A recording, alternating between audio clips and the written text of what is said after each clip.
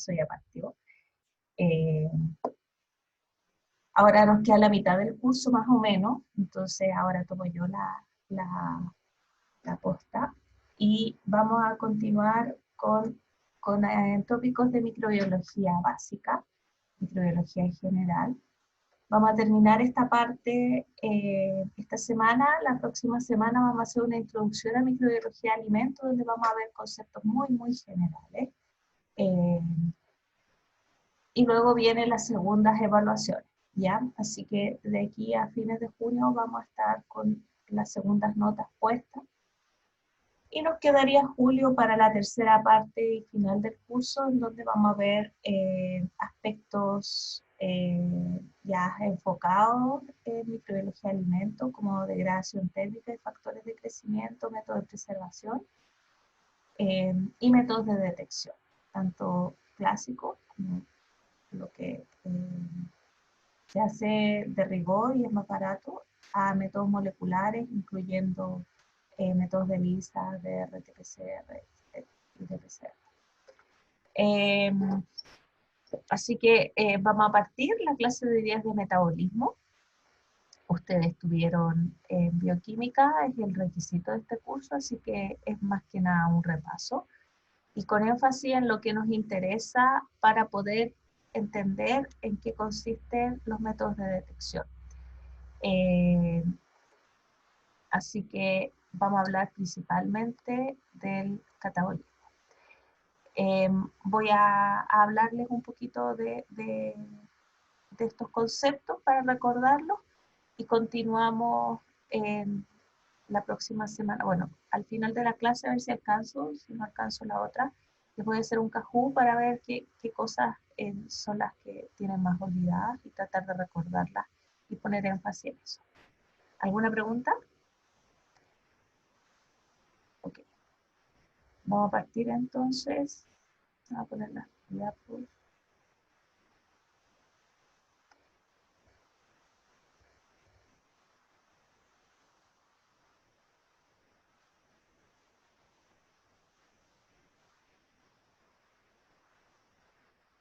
Ya.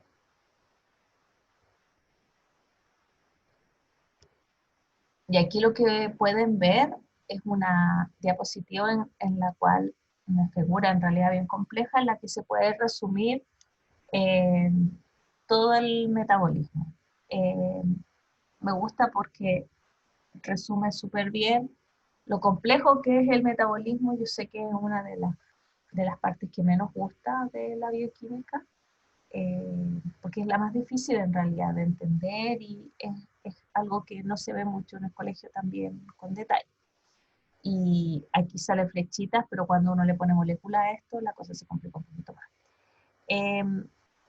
Aquí hay varias cosas que son importantes, como por ejemplo la clasificación de los microorganismos en heterótrofos o en autótrofos, dependiendo de cuál es su fuente de carbono. ¿Alguien me puede decir qué es un heterótrofo?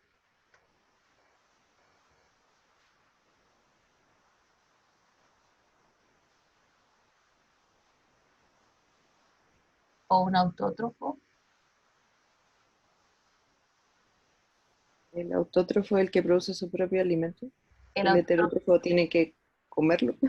sí, tal cual. El heterótrofo, su fuente de carbono para producir las biomoléculas y la energía viene de fuentes complejas que ya están sintetizadas.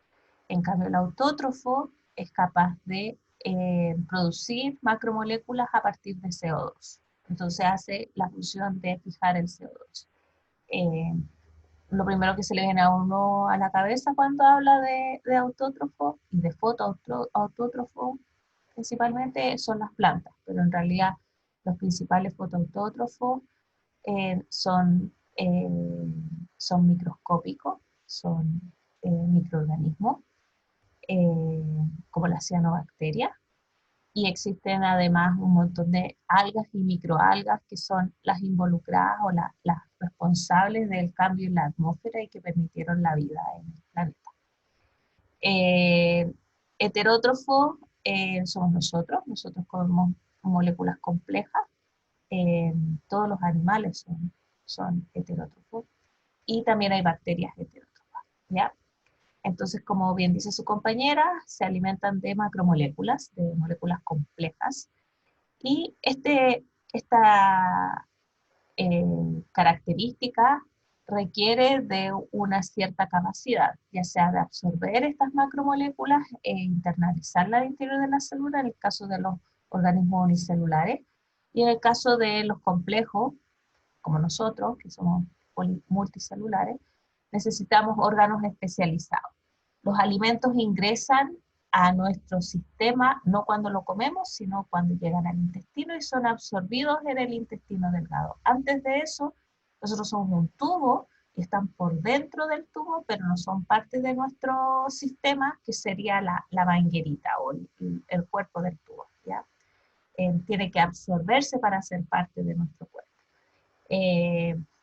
Y en este proceso participan un montón de enzimas, participa daño mecánico que se hace en el alimento al masticar y también con los movimientos peristálticos, y también participan un montón de microorganismos que están en nuestro intestino, y por eso algunas molestias también cuando comemos algo que nos hincha, en realidad son los microorganismos que empiezan a fermentar y a producir gases.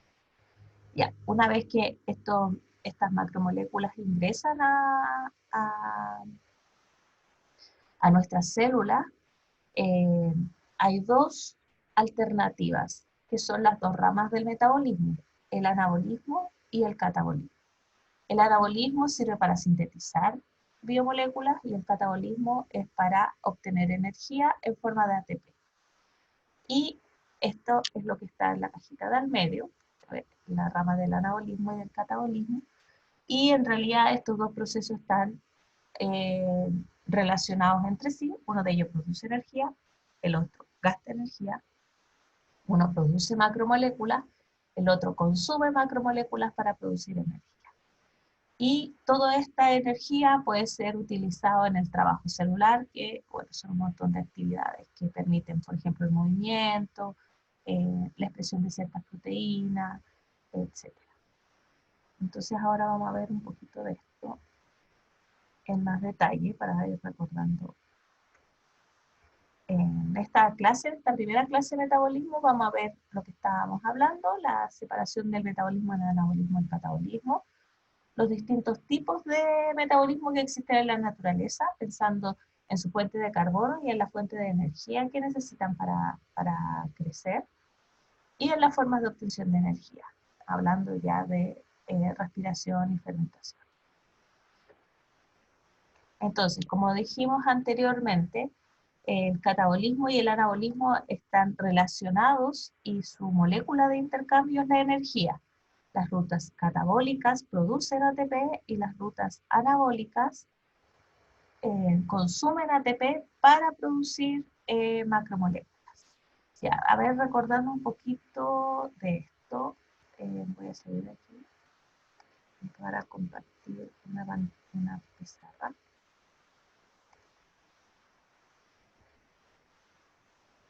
Ya, entonces, ¿qué macromoléculas recuerdan?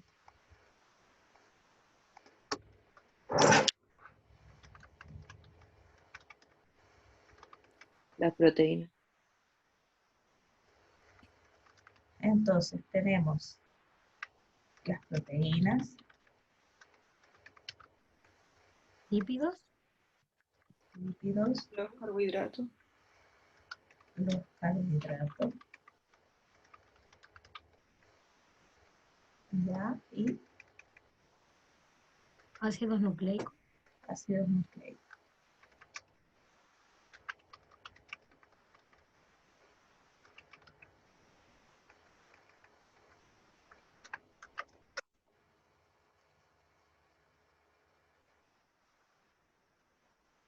Ya. Cada una de estas macromoléculas cumple una función dentro de la célula. Pero antes de ver la función, vamos a ver cuáles son sus, yo le llamo ladrillos fundamentales, pero me refiero a sus componentes, de qué están hechos, de qué están hechas las proteínas. ¿Es una cadena de qué? De aminoácidos. aminoácidos. Los lípidos,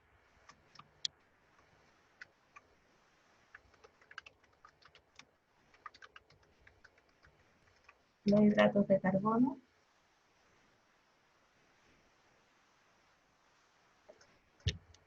Por azúcares. monosacáridos y de base nitrogenadas.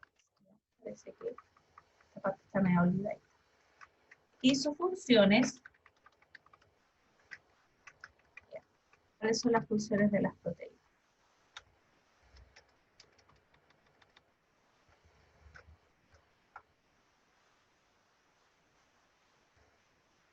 ¿Qué hacen las proteínas?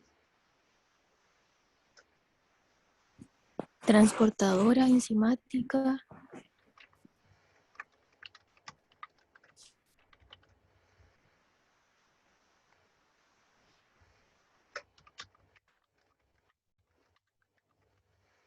Ya. Las proteínas son, la mayoría de las enzimas son proteínas, no todas, pero la mayoría son, o sea, la mayoría de las enzimas son proteínas. No todas, pero muchas son proteínas. Cumplen funciones de transporte, porque la mayoría de las moléculas son internalizadas a través de canales que son proteínas, y cumplen funciones estructurales, como por ejemplo en el caso de la actina, que son el esqueleto de la célula. En el caso de los lípidos, ¿qué funciones cumplen?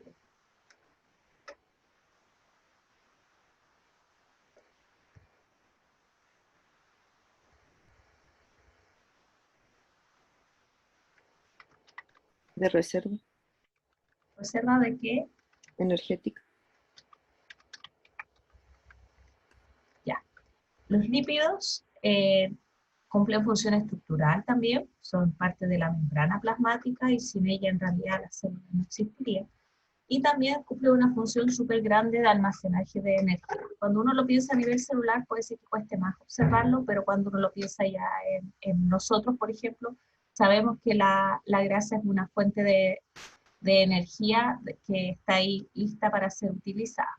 Así que en la medida en que necesitemos energía vamos a recurrir a esa grasita que está guardada en algunos lugares para poder obtener ese ATP necesario para hacer ese trabajo que estamos realizando. ¿Cuál es la función de los hidratos de carbono? Energía. Energía, también estructurales y de señalización.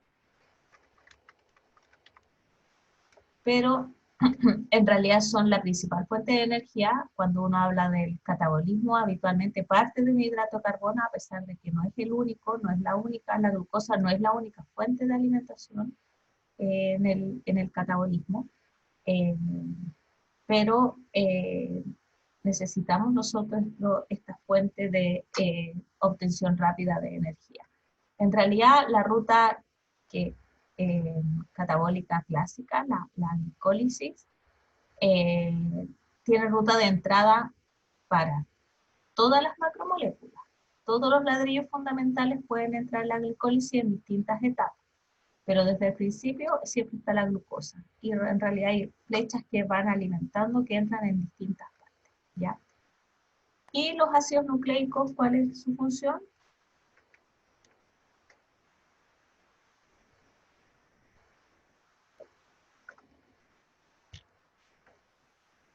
Almacenamiento del material genético. Almacenamiento de información en realidad, porque el material genético es el ácido nucleico.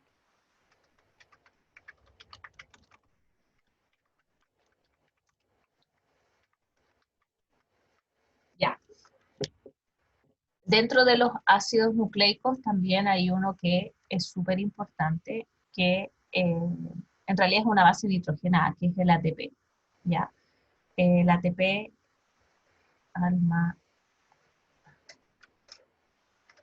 está involucrado en la obtención de energía, pero lo vamos a ver más adelante. Ya, estas son las macromoléculas y lo que vamos a poner énfasis hoy día va a ser principalmente en las funciones relacionadas con la energía. ¿ya? Es súper fácil verlos desde los hidratos de carbono y los lípidos por sus funciones principales, pero las proteínas también pueden estar involucradas en la obtención de energía, ¿ya? Y de hecho los ácidos nucleicos en un momento determinado también, y el ATP es la moneda de cambio de la energía y es un ácido nucleico, ¿ya? Entonces, estas 4 macromoléculas están siempre en un equilibrio entre que se forman y forman macromoléculas y entre que se destruyen. Y esto va en función de del balance de la célula energético. Si estamos faltos de energía, vamos a empezar a destruir estas macromoléculas en ladrillos fundamentales y estos van a ser utilizados principalmente en la obtención de energía. Y cuando existen reservas de energía, estas macromoléculas van a empezar a sintetizarse a partir de estos ladrillos fundamentales y estas macromoléculas pueden cumplir otra función. Si la célula está en una situación de hambruna, porque no hay medio de cultivo, o nosotros, por ejemplo, no nos estamos alimentando, lo que empieza a ocurrir es que estas macromoléculas se empiezan a destruir. Lo primero que se destruye son los hidratos de carbono, que están almacenados en el hígado en nuestro caso. ¿En qué forma? ¿En qué forma se almacena la glucosa para poder ser procesada rápidamente en la mañana, por ejemplo, en un ayuno, o durante la noche?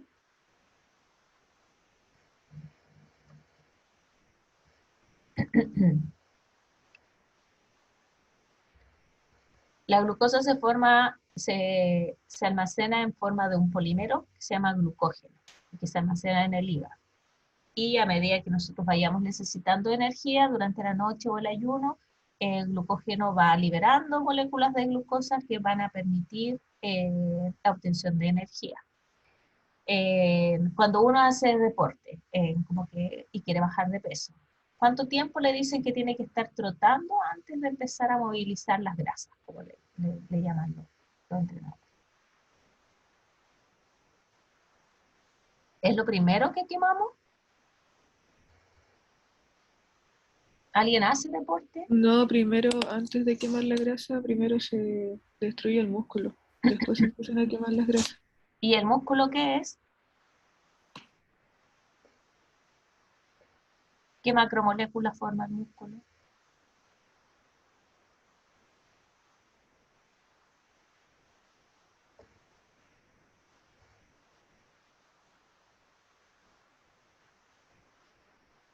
El músculo es principalmente proteína, ¿ya? Entonces, cuando uno comienza a producir energía, la primera fuente necesaria para obtener esa energía, en el caso de que uno está haciendo deporte, uno está haciendo movimientos, un trabajo, y por lo tanto requiere ATP. Primero se utilizan los hidratos de carbono y en forma paralela se comienzan a utilizar las proteínas.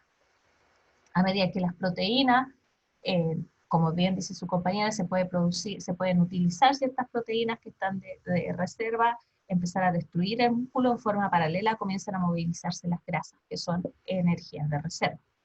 Por lo tanto, para llegar a quemar grasa, que no es otra cosa que transformar el ácido graso en ATP, requiere de mucho trabajo. O sea, tienes que agotar tus hidratos de carbono, comenzar a movilizar las grasas y, bueno, ya haber hecho algo de daño a nivel muscular, ¿ya?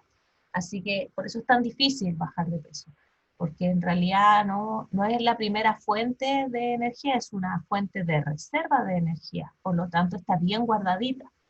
Y es necesario hacer un gasto energético muy alto. Estamos hablando para bajar de peso. En el caso de la célula, esto se maneja de otra manera y además que si un organismo multicelular necesita almacenarlo. En el caso de un unicelular no puede almacenar todas estas macromoléculas. Entonces, si existe un exceso de alimento, lo que hace es crecer más rápido. ¿Se acuerdan cuando vimos la curva de crecimiento? Hoy día vamos a ver, de hecho, la curva de crecimiento en el laboratorio. Lo que ocurre es que la velocidad o la tasa de crecimiento puede aumentar si existe un exceso de macromoléculas que le permiten hacer todas las estructuras necesarias para que haya más células, ¿ya? ¿Alguna duda con esto? Ok, No, profe. vamos a compartir entonces el PowerPoint. Ya. Entonces aquí hay un resumen del metabolismo, hablando principalmente en la forma de obtener energía, que es la ruta catabólica, y el anabolismo, que en el fondo son las reacciones que permiten obtener macromoléculas para hacer estructura, o bien ya células de frente. Entonces yo ya les había dicho que entre el catabolismo y el anabolismo existe una molécula que las relaciona, que es el ATP. El ATP se produce durante el catabolismo y es consumido para producir macromoléculas en el anabolismo. Pero además del ATP, existe otra molécula que es súper importante, o otro concepto que es súper importante, que también se mueve entre una ruta y la otra, que es el poder redox. El poder redox, durante las reacciones catabólicas, se utiliza y se reduce. Entonces lo que va ocurriendo es que el NAD, el NADP y el FAT se van reduciendo y la fuente de energía se va oxidando. Por ejemplo, los hidratos de carbono, la glucosa, se oxida completamente a CO2 y agua, ¿cierto? Eso, ¿cómo se llama ese proceso? En que la glucosa se transforma completamente en CO2 y agua.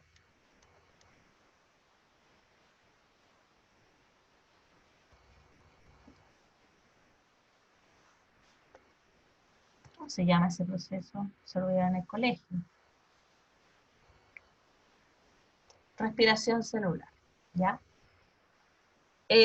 Las grasas y las proteínas también se pueden transformar en CO2 y agua a través de este mismo proceso, entrando en distintas rutas en esta gran maraña de reacciones bioquímicas, pero como las proteínas tienen nitrógenos, también se tiene que producir amonio o amoníaco. En este caso está representado de forma de amoníaco, dependiendo de si está líquido.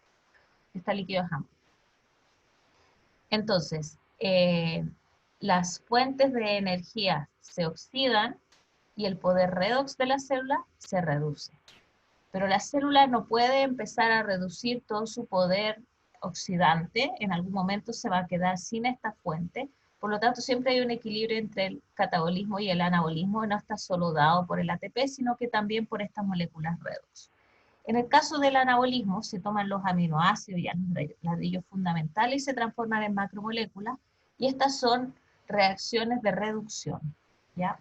Aquí aumenta la reducción de estas macromoléculas y el poder redox pasa de estar reducido a estar oxidado.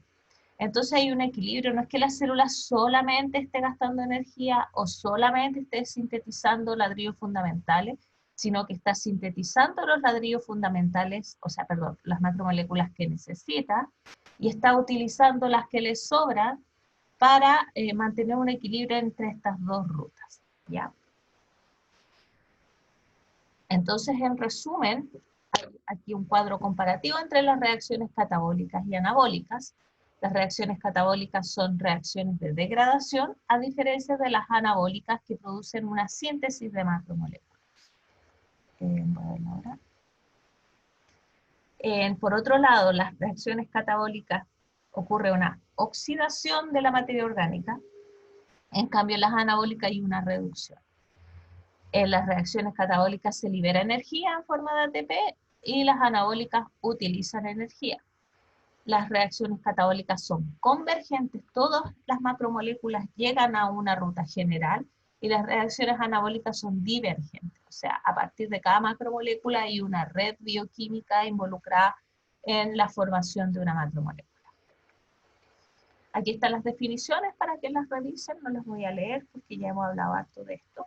Esto es para recordar y para que en el fondo entiendan cuando estemos hablando de las rutas principalmente, y es que una enzima o una reacción bioquímica requiere una energía de activación para que esta ocurra. Y en los entornos celulares, esta energía de activación se disminuye debido a que se utilizan catalizadores.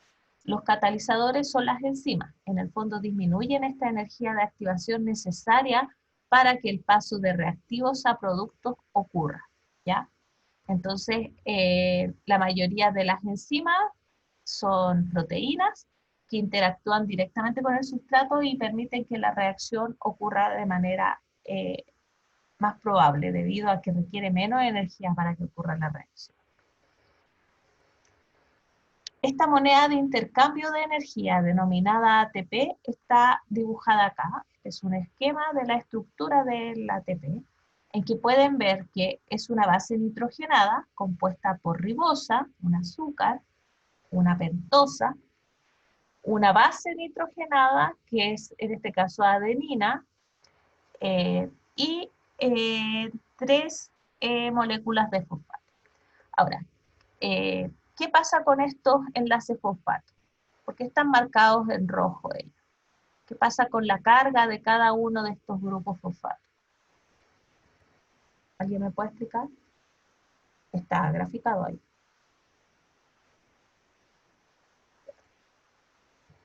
¿Qué carga tienen?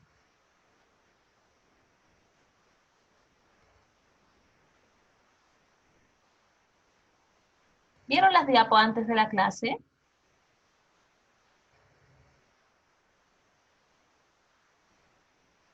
Ok, tienen carga negativa y por lo tanto hay repulsión entre las moléculas de fosfato. Esta repulsión hace que mantener estable esta molécula sea con un gasto energético, en realidad es muy difícil mantenerla junta. Hay mucha energía en ese enlace.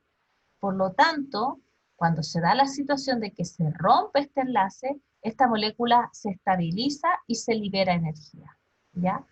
Es más favorable mantener esta molécula con 2 o con un enlace fosfato en vez de con 3. Por lo tanto, es como una chispita que anda por ahí. Lo único que quiere es entregar uno de estos enlaces fosfatos para disminuir el nivel energético en el que se encuentra. Por eso es una molécula de intercambio de energía, es una molécula que guarda mucha energía y que una vez que se eliminan estos fosfatos, es capaz de liberarla. Y esto es porque hay mucha dificultad o mucha energía necesaria para mantener todas estas cargas negativas juntas, ¿ya?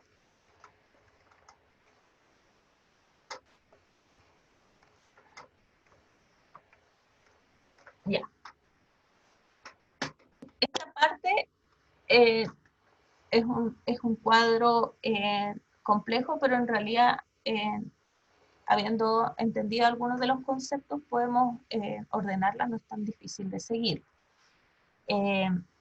Todos los organismos que existen en el planeta pueden ser organizados dependiendo de sus reacciones catabólicas y anabólicas, es decir, su fuente de energía y su fuente de carbono. ¿Qué fuente de carbono es capaz de utilizar?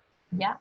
Y eso hace que esos microorganismos tengan un pool bioquímico necesario para hacer esas reacciones. En el caso de la fuente de energía, o sea, las rutas catabólicas, si se necesita una fuente de energía química, o sea, una macromolécula, para obtener la energía, hablamos de que ese organismo es quimiotrófico. Por otro lado, si el organismo es capaz de obtener la energía de la luz, estamos hablando de un organismo fototrófico. ¿Algún ejemplo acá de un fotótrofo?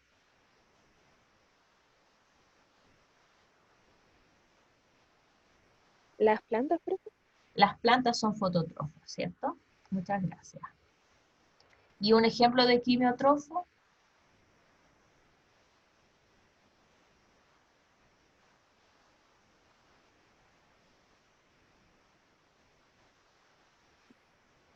Cualquier animal. Cualquier animal es un quimiotropo, ¿cierto? Consume elementos químicos para la obtención de energía. Cuando nosotros nos levantamos y nos hemos tomado desayuno, uno se siente un poco más lento y su primera ingesta alimenticia sirve para recuperar esa energía, para poder levantarse, para poder salir a trotar, para poder pensar, etc. Todo eso es trabajo y requiere energía. Por otro lado, dependiendo de las rutas anabólicas, es decir, aquellas que permiten hacer macromoléculas, se necesita una fuente de carbono.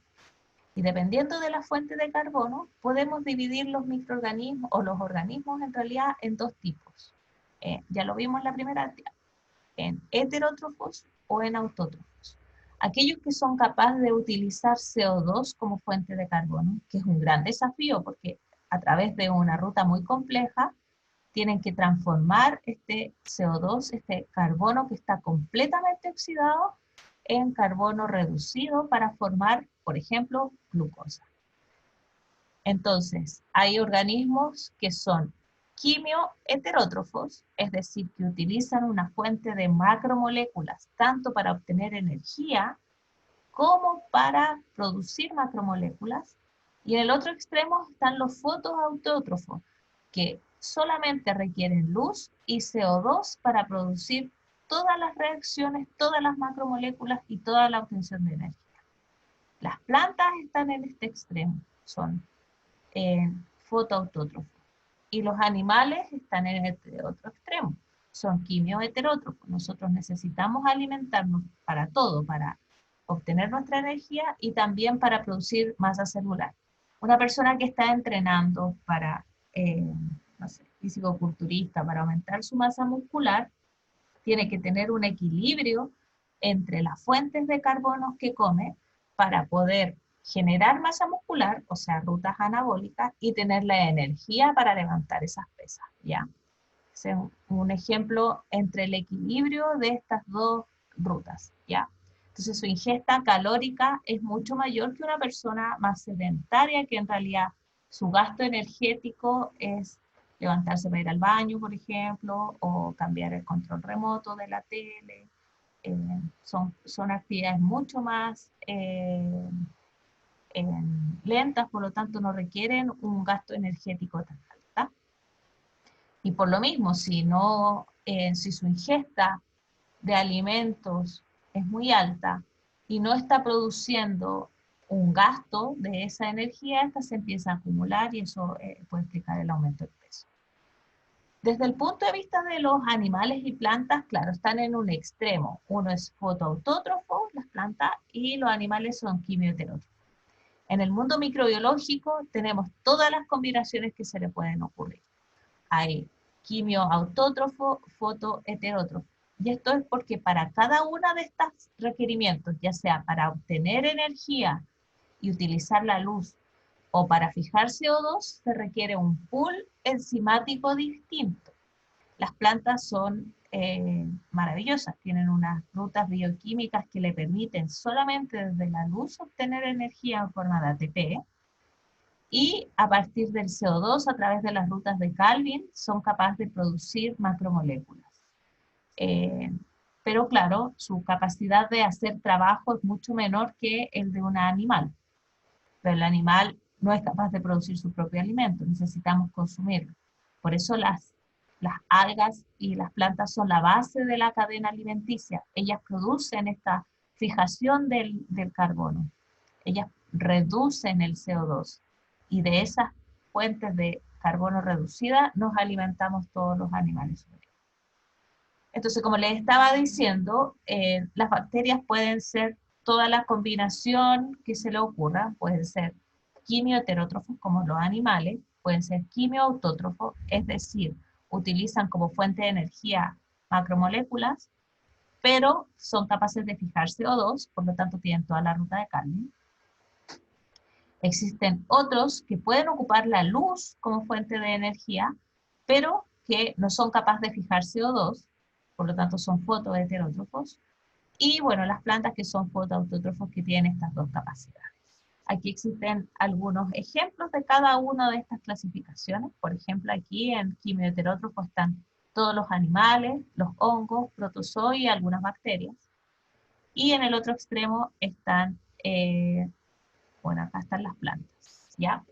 Existe otra clasificación que está un poquito más abajo, que esta que está aquí de color naranjo, y es, ¿quién es el aceptor final de electrones? Cuando nosotros estamos respirando, se produce primero toda la glicólisis, después existen todos los electrones en el fondo, esta fuente se está oxidando, ¿cierto? Esta fuente de carbono se está oxidando, estaba reducida y se va oxidando. Y los electrones pasan de la glucosa al NADH, o al NAD+, que se transforma en NADH, y finalmente ese poder redox que se utilizó para oxidar la glucosa debe ser reciclado, debe ser recuperado. Si no es recuperado, no podemos seguir obteniendo energía de la glucosa. Y eso se hace a través de la última etapa de la respiración celular. ¿Alguien se acuerda cómo se llama la última etapa? Después del ciclo de Krebs.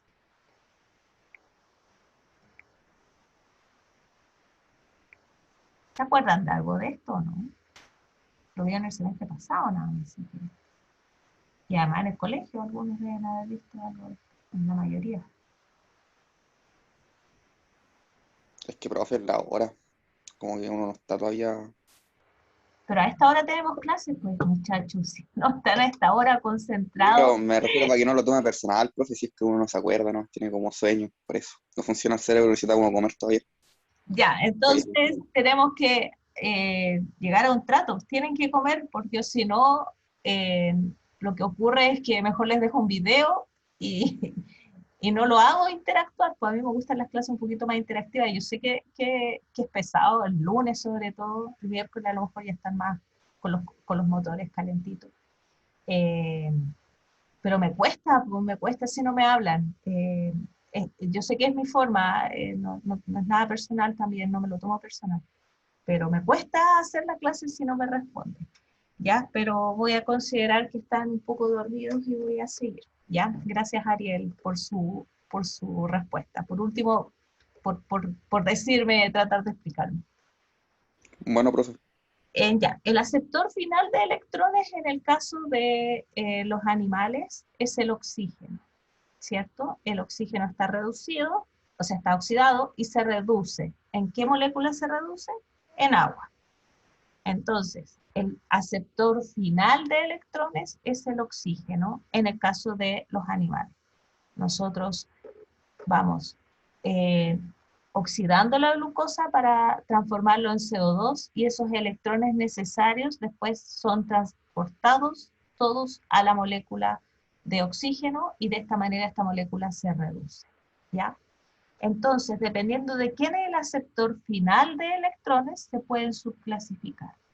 Entonces, están, en el caso de los que producen, o sea, los que el aceptor final es oxígeno, están la mayoría de los organismos superiores. Sin embargo, existen otros organismos en que el aceptor final no es el oxígeno y puede ser un compuesto orgánico o un compuesto inorgánico. Esto quiere decir que se puede respirar otra fuente ¿cómo decirlo?, de aceptor de electrones. Por ejemplo, puede ser nitrógeno. El nitrógeno se puede reducir. Puede ser azufre en forma de sulfuro. El ácido sulfúrico se puede reducir a ácido sulfídrico, etc. Cualquier molécula que se pueda reducir puede ser el aceptor final de electrones. Por otro lado, algunos organismos no tienen la capacidad de respirar porque no tienen todas esas enzimas. Entonces, simplemente se quedan con la primera parte de la oxidación de la glucosa y recuperan los electrones rápidamente. Esto lo vamos a ver en detalle y esas son todas las rutas fermentativas. Y aquí el que se reduce es una molécula orgánica. Y esa molécula orgánica da un montón de posibilidades para la industria de alimentos porque nos permite modificar materias primas, ¿ya? Lo mismo pasa con los fotoautótrofos. Para reducir el CO2, si se necesita agua, entonces son reacciones, y aquí se produce oxígeno, son reacciones oxigénicas, o bien puede ser una fotosíntesis anoxigénica en el cual es al revés de este. El agua no reduce el CO2. Acá el agua es el que da los electrones, por así decirlo, ¿ya? Yo sé que este cuadro es complejo, pero en realidad si lo vamos viendo por partes no es tan complicado. Y ahora vamos a ir a ver en detalle algunas de estas cosas. Aquí están las definiciones, insisto, las definiciones las pueden leer cuando estén más despiertos. Este es un resumen nuevamente. Entonces, los fotoautótrofos como fuente de carbono tienen CO2, como fuente de energía tienen la luz. Los fotoheterótrofos, en el otro extremo, su fuente de carbono son fotoheterótrofos, perdón. En el otro extremo están los quimioheterótrofos, que su fuente de carbono son compuestos orgánicos y la fuente de energía también lo son.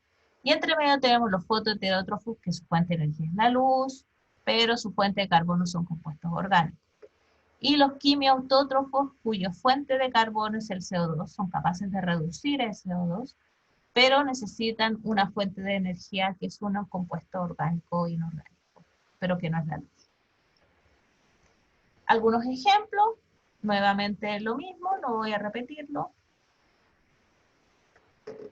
Entonces, vamos a ver cuáles son las, como en detalle cada una de estas rutas.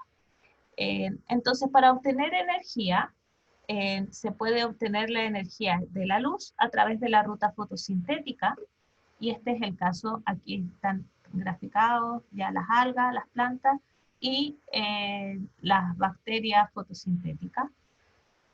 Pero en el caso de los quimiotrófos, para poder obtener su energía, se necesitan otro tipo de rutas, y estas son las respiraciones celulares. En el caso de los animales, se hace una respiración aeróbica, o sea, el aceptor final de electrones es el oxígeno, pero en el caso de las bacterias y microorganismos pueden hacer una respiración anaeróbica o bien una fermentación.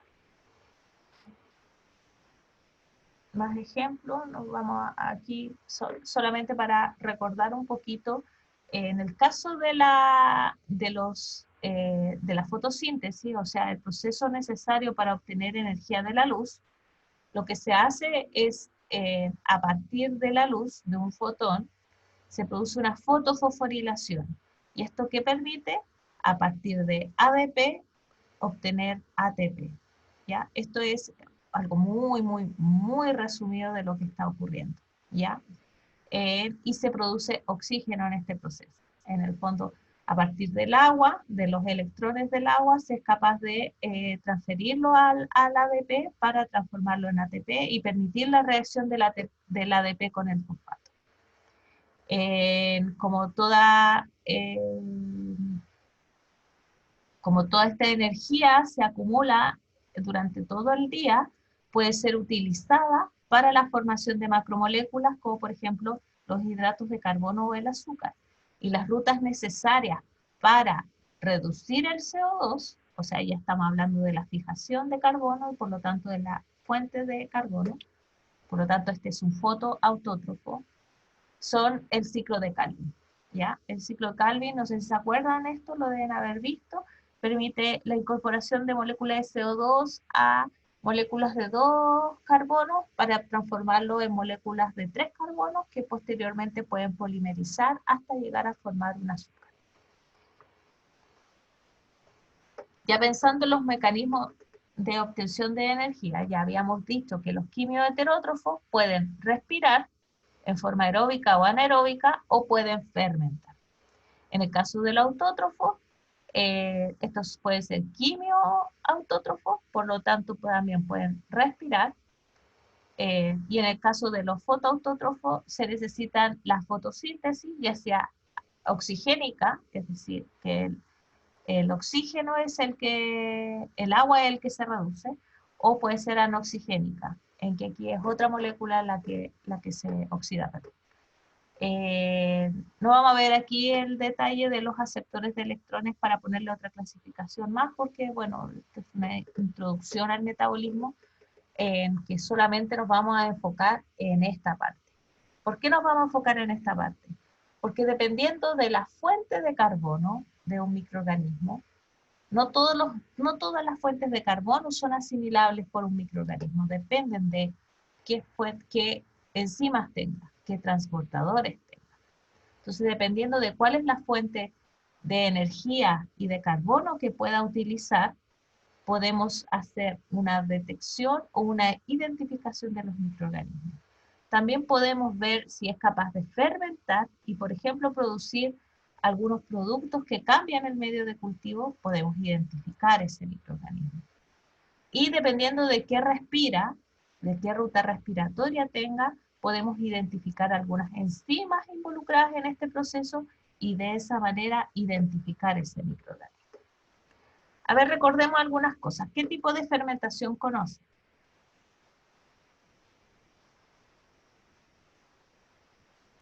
Alcohólica. La fermentación alcohólica. El alcohol es una macromolécula, tiene 2 carbonos, no es una molécula inorgánica, es orgánica, y este puede producir una disminución de la viabilidad de otros microorganismos. ¿Ya? ¿Qué otra fermentación conocen? La que se utiliza en el pan. Es la misma, alcohólica. La levadura produce CO2 y alcohol. ¿Otra?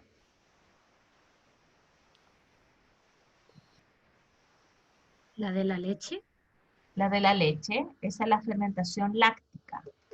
En esa fermentación, lo que ocurre es que el azúcar de la leche, ¿cuál es el azúcar de la leche?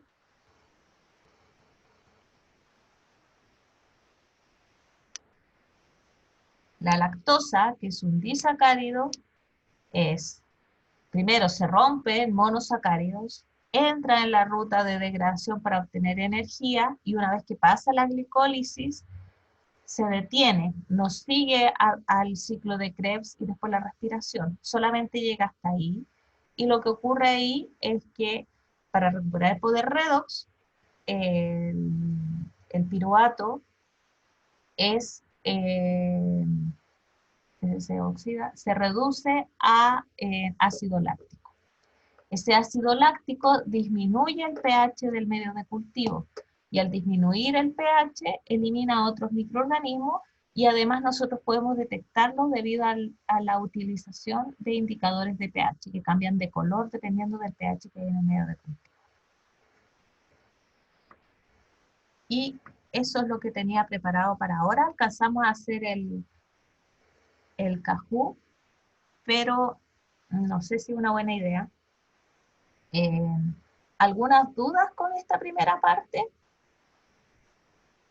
La última diapo es súper importante porque vamos a seguir de ahí en adelante el miércoles. En el fondo vamos a ir viendo todos los tipos de fermentación, cuáles son las enzimas involucradas, las rutas que vieron el año pasado, pero enfocándonos siempre en cuáles son los productos, en cuáles son las enzimas que se necesitan, porque después hacia el final del curso vamos a tomar todo eso para conocer cómo se puede detectar, cómo se puede diferenciar Salmonella de coli, Salmonella de Shigella, sin necesidad de secuenciar, o mira, la microscopía puede servir también, pero en la microscopía muchos microorganismos se ven igual.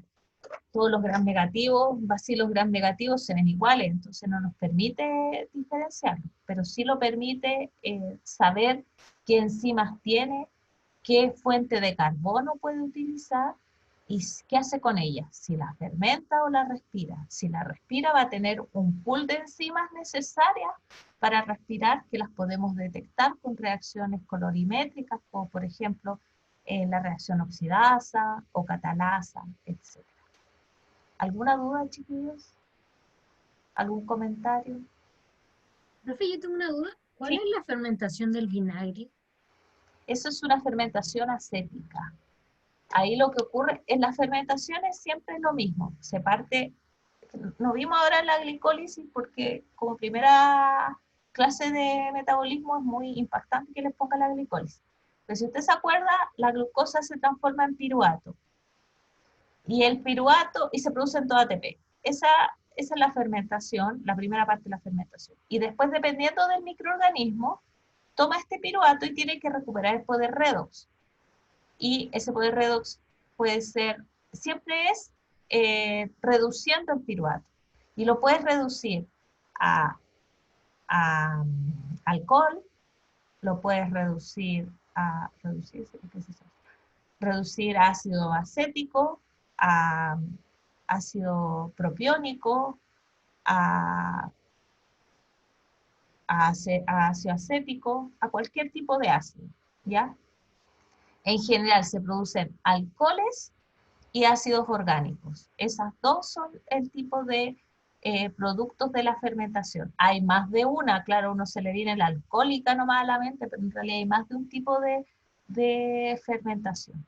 Y cada una de estas fermentaciones produce un cambio de pH del medio de cultivo muy particular, porque dependiendo de el ácido acético tiene un pK muy distinto al ácido láctico. Entonces tú puedes jugar con indicadores de pH para saber qué proceso está ocurriendo en ese medio de cultivo. ¿Ya? Eso lo vamos a ver en la otra clase con más detalle. No tanto en las macromoléculas, sino más en las rutas. Porque para ver toda la diversidad de fermentaciones que existen. ¿Alguna otra pregunta, chicos? ¿No? Ya. Nos vemos entonces. Profe, Sí. yo tengo una pregunta, pero no es de la materia. Es que el control de la semana pasada me marcó muchas respuestas malas y recordé que usted dijo que le iba a revisar manual. Ya están todas revisadas. Ya. Y ajustados los puntajes. Así que la nota que tiene puesta es su nota. ¿Ya? Eso lo vemos en el laboratorio. Yo sé que ahí van a tener dudas porque las notas no están muy buenas. Porque las respuestas no estaban buenas. Así que no puedo hacer mucho más.